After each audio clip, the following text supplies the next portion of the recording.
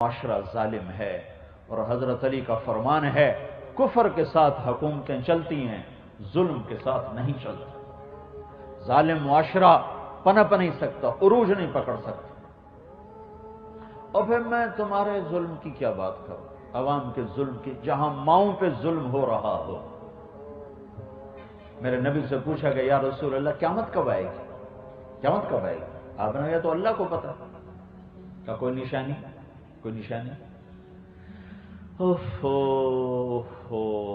تو آپ نے فرمایا جب ماؤں کو ذلیل کیا جائے گا تو قیامت آ جائے گی، جب ماؤں کو ذلیل کیا جائے گا قیامت آ جائے گی۔ دو نشانیاں بتائیں، دونوں زندہ ہیں۔ جب عرب کے بدو لمبی لمبی بلڈنگوں بنانے کے مقابلے کریں گے، جب عرب کے بدو لمبی لمبی اونچی اونچی بلڈنگیں بنانے کے مقابلے کریں گے، یتطاولون فی البنیان، مقابلے کریں گے ایک دوسرے سے لمبی بلڈنگیں بنانے کے، جیسا اب یہ ہو رہا ہے۔ اور جب مائیں ذلیل ہوں گی اولاد کے ہاتھوں تو میرا رب قیامت کو قائم کر دے گا۔ تو میں پوری ایک حدیث سنا دیتا ہوں، سب کو میرے نبی نے بیان کر دیا کہ یہ کائنات کیسے ٹوٹے گی، یہ ایٹمی دھماکوں سے نہیں ٹوٹے گی، یہ کائنات کیسے ٹوٹے گی۔ چند کام ہیں جن کی وجہ سے یہ کائنات ٹوٹ جائے گی۔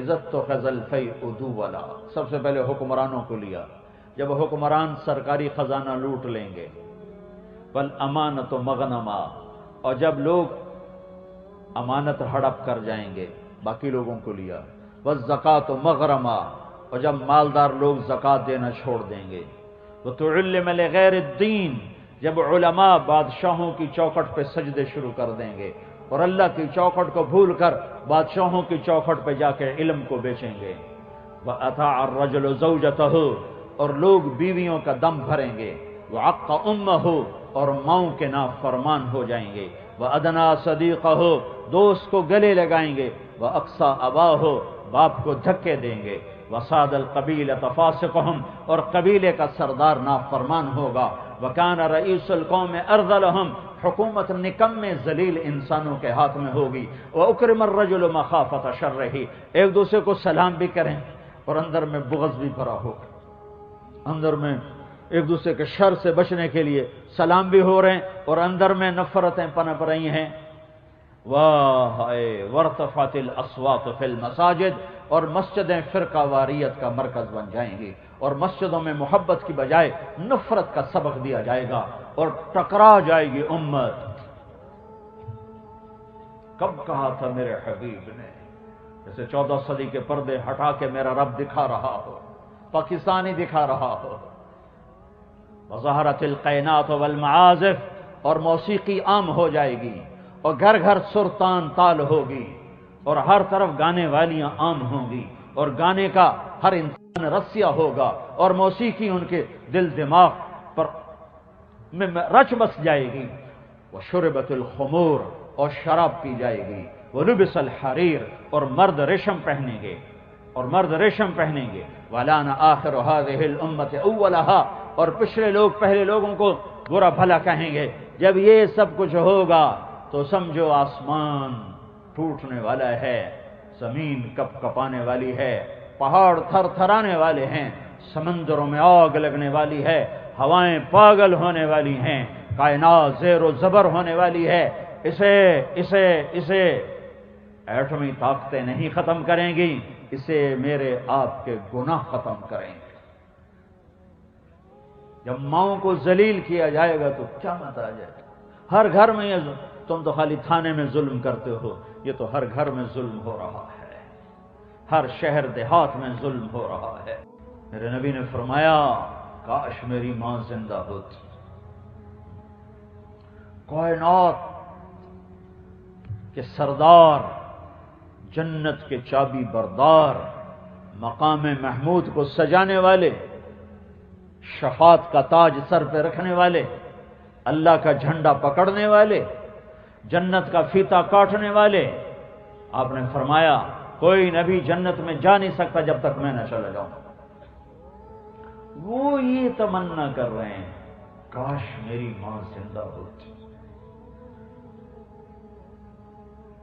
میں اس کی ایسی نوکری کرتا کہ میں عشاء کی نماز کے مصلی پہ کھڑا ہوتا اور سورۃ فاتحہ پڑھ رہا ہوتا، اور ادھر سے میرے گھر سے آواز آتی، بیٹا محمد، تو میں ماں کے لیے نماز توڑ دیتا۔ میں کہتا لبیک، میں کہتا لبیک، میں حاضر، نماز پھر پڑھی جائے گی، پہلے آپ کی سنو، لبیک۔ یہ تمنا کا اظہار کیوں کیا؟ کہ آگے نظر آ رہا ہے کہ مائیں کیسے دکھی ہوں گی۔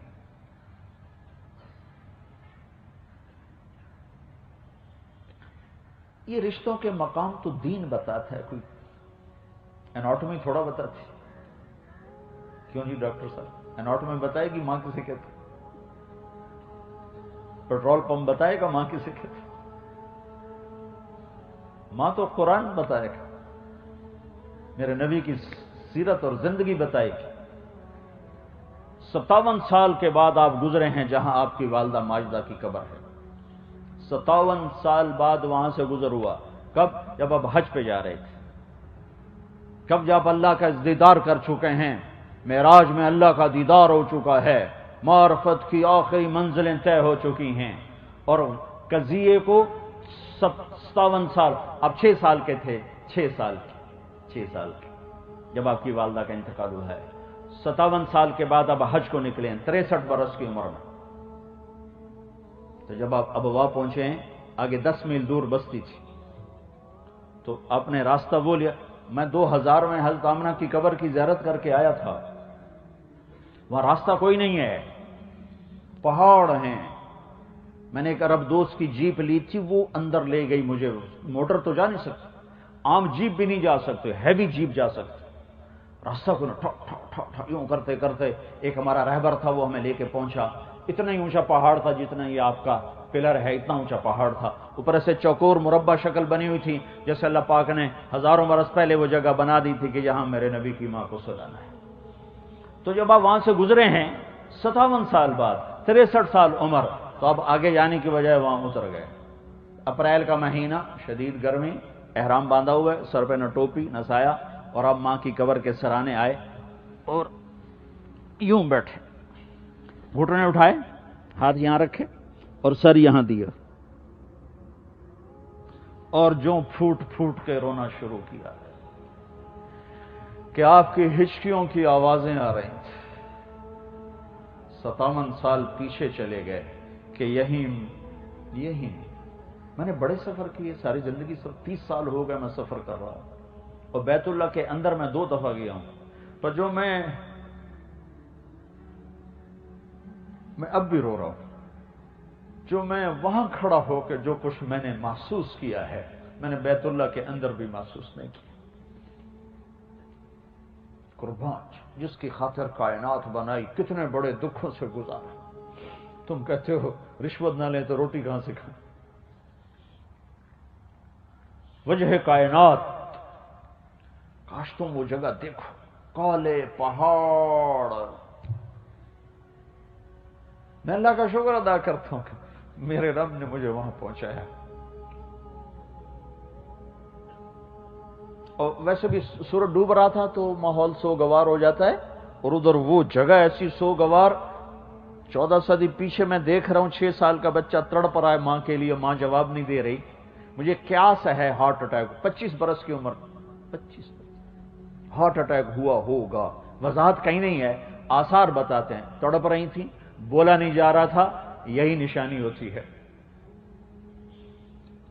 تو بجھتی شمع جیسے بھڑکتی ہے، تو بجھتے بجھتے چند بول بولے، کل حی میت وکل جدید بال وقد ولدت طہرا، میرے بچے، ہر زندہ نے مرنا ہے اور ہر روپ نے ڈھلنا ہے، مجھے لگتا ہے میرا وقت آ گیا ہے، لیکن میں نے ایک ایسا بچہ چھوڑا ہے جو کائنات کو پاک کر دے گا، روشن کر دے گا۔ یہ آخری کلمات، اور شمع بجھی ہے، اور پتہ نہیں تدفین کیسے ہوئی ہے، کس نے کی ہے، میری سمجھ میں وہاں کھڑے ہو کر بھی یہ قصہ نہیں آیا، کس جنگل میں کون آیا ہوگا دفنانے کے لیے، لیکن جب پہاڑ سے اترے تو آپ پھر اوپر چڑھ گئے۔ پیچھے آپ کی ایک خادمہ ام ایمن، یہ 3 افراد تھے، آپ کی ذات، ماں اور ایک نوکرانی ام ایمن۔ وہ پیچھے گئی ہیں تو وہ منظر تھا کہ پہاڑ بھی پگھل چکے تھے، شاید آسمان کے فرشتے بھی رو رہے ہوں گے. اماں کی قبر کو چمٹ کے پڑے تھے، ایسے قبر کو ایسے چمٹے ہوئے تھے. تو جب ام ایمن قریب گئیں تو آپ کہہ رہے تھے اماں تجھے تو خبر تھی، تیرے سوا میرا کوئی نہ تھا، تو مجھے چھوڑ کے کہاں چلی گئی؟ کون ہے؟ کون ہے؟ کس کے مجھے حوالے کیا ہے تو نے؟ معصوم بچے کو پتہ نہیں ہے کہ موت ایسے ہی جدائیاں لاتی. اٹھانا چاہا تو آپ نے اٹھنے سے انکار کر دے گا، میں نہیں اٹھا، ادھر ہی اپنی ماں کے پاس رہوں گا. کھینچا. مکے تک کوئی آنسو پوچھنے والا نہیں ہے. کیا بیتی ہوگی اس بچے پہ؟ وہ سب کچھ یاد آیا اور آپ گھٹنوں میں سر دے کے ایسے رو جیسے بچے روتے ہیں. بچے بن گئے ماں کے سرانے اور مسلسل کئی گھنٹے روتے رہے. اور پھر فرمایا ادھر ہی قیام ہوگا، آگے نہیں جائیں گے. انتظام آگے تھا، 10 میل دور جہاں ابوا کا میدان تھا اور بستی تھی. کہ میں تو ادھر ہی رہا دوں. رات ماں کی قبر کے سرانے گزارے. 60-70 ہزار حاجی تھے آپ کے ساتھ، وہ بھی دائیں بائیں دائیں بائیں، پتہ نہیں کہاں سوئے کیسے بیٹھے. پہاڑی پہاڑ ہیں. زندگی بتائی ہے، ماں کا مقام بتایا ہے. سارے رشتوں کا زندگی کے ہر شعبے میں سیرت موجود ہے. ڈھونڈو، ہاتھ جوڑتا ہوں، ڈھونڈو. پیسہ ہی بنانا سب کچھ نہیں ہے، 22ویں گریڈ پر پہنچنا ہی سب کچھ نہیں ہے، وزیر صدر بننا ہی سب کچھ نہیں ہے، عالی شان بڑے گھر بنانا ہی سب کچھ نہیں.